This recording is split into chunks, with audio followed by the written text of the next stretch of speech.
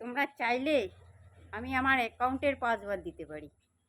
আর কথাটা কেন বললাম একটু শুনে তো নাও। কারণ আমি যখন অনলাইনে থাকি, অনলাইনে কিছু বন্ধু ফোন করে, অডিও কল করে, ভিডিও কল করে, তারপর মেসেঞ্জারে চলে যায়।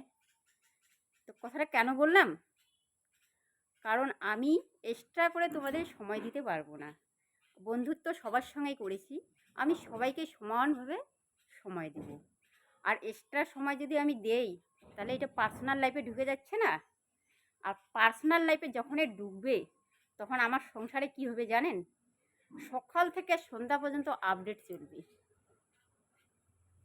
কথাটা বুঝে নেন একটু। আর আমি কিন্তু সবার সঙ্গেই বন্ধুত্ব করেছি।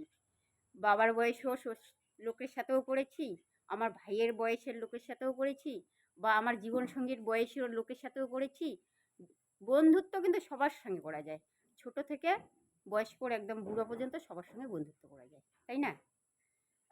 কিন্তু তোমরা যে এভাবে ফোনগুলো করছো, একটা ব্যাংকে কতগুলা বই থাকে, অনেক বই থাকে, কিন্তু পাসওয়ার্ড কিন্তু আলাদা আলাদা থাকে। সেরকম আমাদের ফ্যামিলি তো তাই, মোবাইল কিন্তু আমাদের একটাই, সবাই ইউজ করি।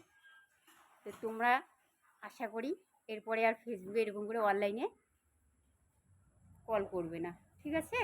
তাহলে তোমাদের সাথে বন্ধুত্বও আমার ভালো থাকবে, আর আমারও ভালো লাগবে, ঠিক আছে? এটাই বলার ছিল, তাই আমি বললাম। মনে কিন্তু কিছু করো না যে বন্ধুত্ব করেছে এক্সট্রা সময় দিবে না। বন্ধু, আমি কিন্তু এক্সট্রা সময় দিতে পারবো না এই জন্য, কারণ আমি সকালবেলা 8টায় ঘুম থেকে উঠি, বাড়িতে যাবতীয় কাজ করি, তারপর 9টার সময় আমি কাজে যাই লোকের বাড়িতে। আর লোকের বাড়িতে কাজ করলে তো জানেন কীরকম সময় দিতে হয় লোককে।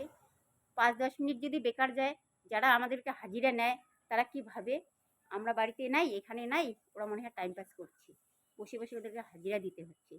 ওরা কিন্তু এরকম ভেবে নেয়, ঠিক আছে? এরপরে আর ফোন করবেন না। তাহলে বন্ধুত্ব থাকলো তোমাদের সাথে। টাটা।